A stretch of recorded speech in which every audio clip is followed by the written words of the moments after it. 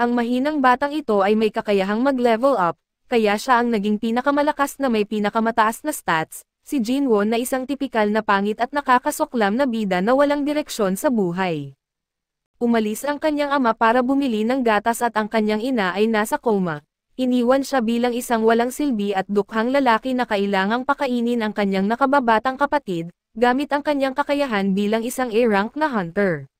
At sa pagpapatuloy ng ating recap, sa ospital ay maraming atensyon ang natatanggap ni Jinwoo kamakailan dahil sa napansin ng mga nurse ang kanyang mga muscle, para buodin ang kanilang opinyon sa kanya, tila handa silang magpa-impress sa kanya. Isang nurse ang pumasok sa kanyang kwarto para sa routine check-up at kahit pawis na pawis si Jinwoo, panigurado na mas pawis pa ang nurse at hindi mo siya masisisi dahil si Jinwoo ay talagang nagbago ng husto. Bumalik sa kamalayan ang nurse sa kanyang sarili at sinabihan siya na siya ay balik na sa full health kaya maaari na siyang lumabas ng ospital. Nagpasalamat si Jinwoo sa kanya at nagtungo na siya sa front desk pero bago pa siya umalis, tinanong siya ng nurse para sa kanyang numero ng telepono, gayunpaman ay hindi pa rin alam ni Jinwoo ang antas ng kanyang kagwapuhan kaya inakala niya na kailangan lang ito para sa medical report o ano paman. Lumipat tayo sa isang interview ng isa sa mga high-rank na hunter sa Korea na si Bakiho. Ito ay isang kahangahangang tagumpay pero gusto ng mga tao malaman kung ano ang ginagawa niya sa kanyang oras kapag hindi siya nasa panganib sa isang dungeon. Sinagot niya na nagte-train siya araw-araw at dahil dati siyang bumbero, sanay siya na panatilihin ang kanyang pisikal na kondisyon para lagi siyang handa umaksyon agad. Nanunood si Chi ng interview na ito sa TV bago niya napagtanto na medyo huli na at baka malate pa siya sa eskwelahan. Tinawag niya si Jinwoo para ipaalam na siya'y aalis na at lumabas si Jinwoo para ihatid siya, at sinabi niya na may pagkain sa ref para sa kanya pero napansin niya sa unang pagkakataon na medyo gwapo na ang kanyang kapatid. Mas tumangkad pa ito mula nang huli niyang makita pero maganda na mukhang malusog siya. Handa na sana siyang umalis pero tinawag siya ulit ni Jinwoo dahil nakalimutan niya ang kanyang payong.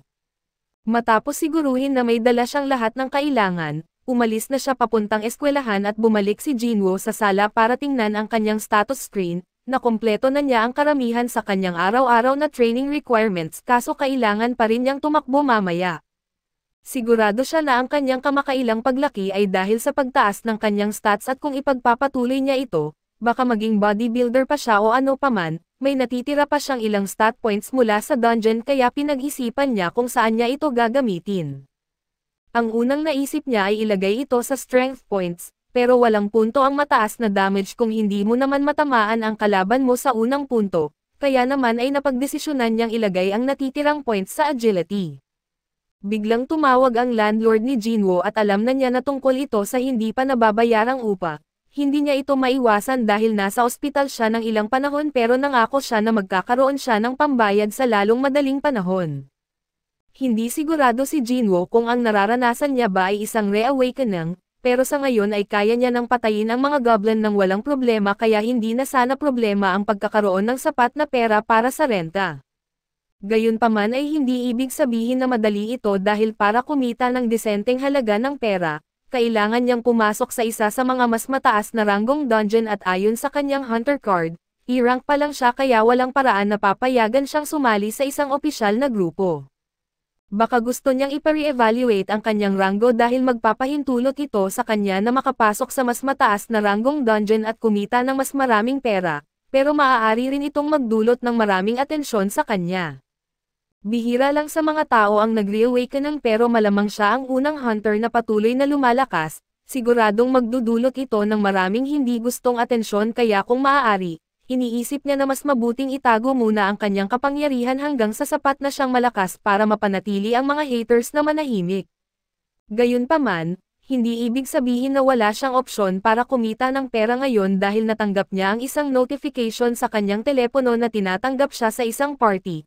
Tumakbo si Jinwoo papunta sa gate para tapusin ang kanyang pagsasanay sa araw na iyon at pagdating niya ay sinalubong siya ng lalaking ito at ng kanyang koponan.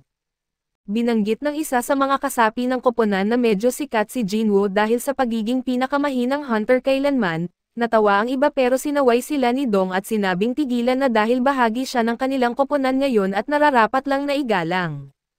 Nagtanong si Jinwoo kung talaga bang okay lang sa kanila na magkaroon ng isang E-rank na hunter na lumahok sa raid na ito, kaya tiniyak sa kanya ni Dong na ayos lang iyon dahil kailangan lang nilang punan ang bilang ng mga kalahok na kinakailangan para magawa ang dungeon raid.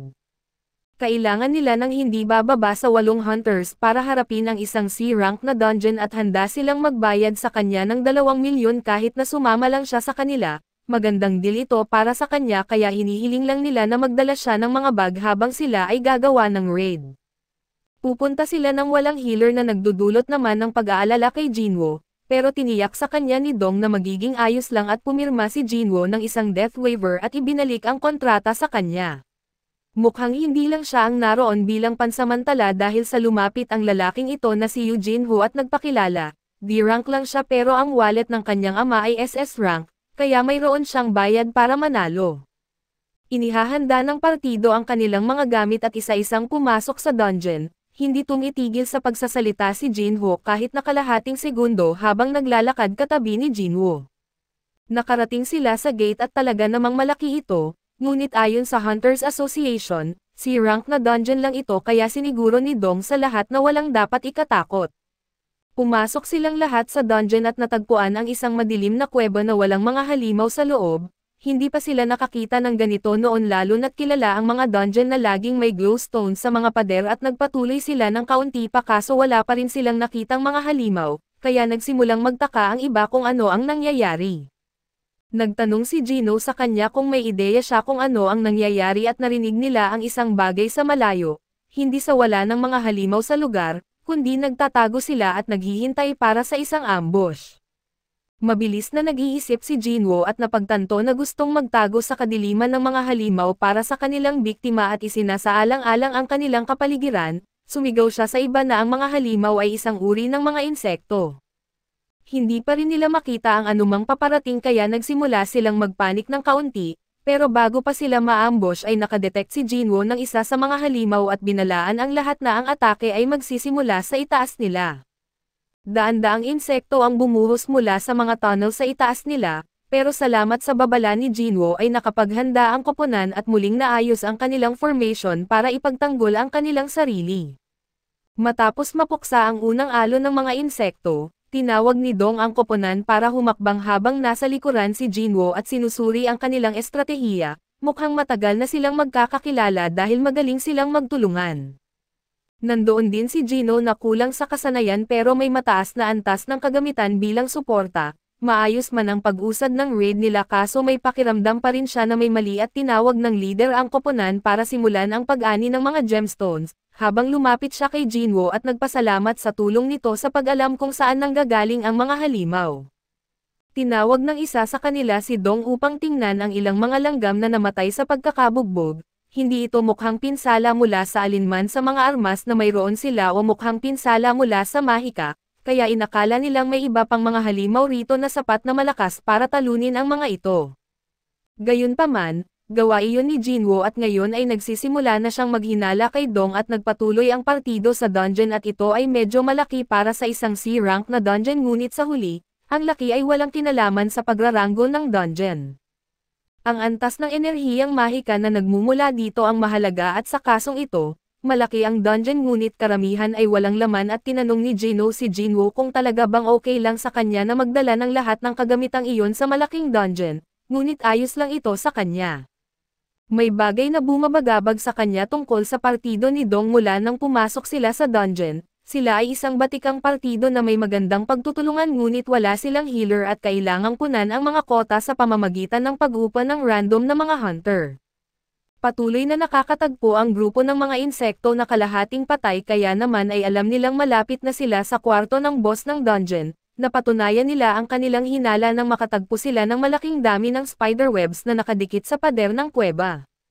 Nagpatuloy sila at sa wakas ay natagpuan ang isang kayamanan ng Monet crystals sa lahat ng dako. Madali itong umabot sa higit sa 1 bilyong kita at maging ang mas matagumpay na kapatid ni Dong ay maiinggit sa ganoong kalaking kuha nila. Tinanong ni Jinwoo na makita ang kontratang pinirmahan ni Gino at ipinapaalam kay Dong na hindi niya nabanggit na makakatanggap si Gino ng bahagi mula sa mga Monet crystals, kaya dapat hatiin ang kita ng pantay sa kanila. Sumagot si Dong na may pekeng ngiti at sinabing okay lang iyon, ngunit kailangan muna nilang talunin ang boss ng dungeon na kasalukuyang nakabitin sa itaas, Kapag natalo ang boss ay magsasara ang gate pagkatapos ng 1 oras kaya para mas sulit ang kikitain nila, gusto ni Dong na mamina muna nila lahat ng crystals bago nila harapin ito. Sa kabutihang palad ay mukhang natutulog ang gagamba kaya perpektong pagkakataon ito para simulan ang pagmimina ngayon, kailangan lang nilang kunin ang kagamitang pangmina na iniwan nila sa kotse, pinabayaan nila sina Jinwoo at Jeno na magbantay at tiyak na hindi ito isang patibong. Alam ni Jinwoo kung ano ang nangyayari at iniisip kung paanong kinakailangan ng mga lalaking ito ng 8 miyembro para sa mga raid, na hindi nila kailanman nagawang magdala ng mga tao para sumali sa kanila para sa maramihan na raid kahit na may alok silang deal. Ibig sabihin lang nito na may mali at maliwanag na may binabalak si Dong na hindi maganda. Nang umalis ang partido ay nagpasabog sila na nag-seal off sa pasukan sa kwarto ng boss at napagtanto ni Jinwoo na iniwanan sila para mamatay at sinisi ang sarili sa pagbanggit ng hindi patas na kontrata, ngunit plano talaga ng mga lalaking iyon na ipapatay sila mula pa sa simula. Sa ngayon ay kailangan nilang mag-isip ng paraan para talunin ang isang boss monster at para sa isang E-rank na hunter, malamang imposible na talunin ang isang C-rank na boss. Ngunit dumaan na si Jinwoo sa mas malala pa kaya sigurado siyang kaya niya itong harapin. Subalit dito muna matatapos ang recap natin sa anime na ito, antabayanan po ninyo sa susunod ang bago nitong episode.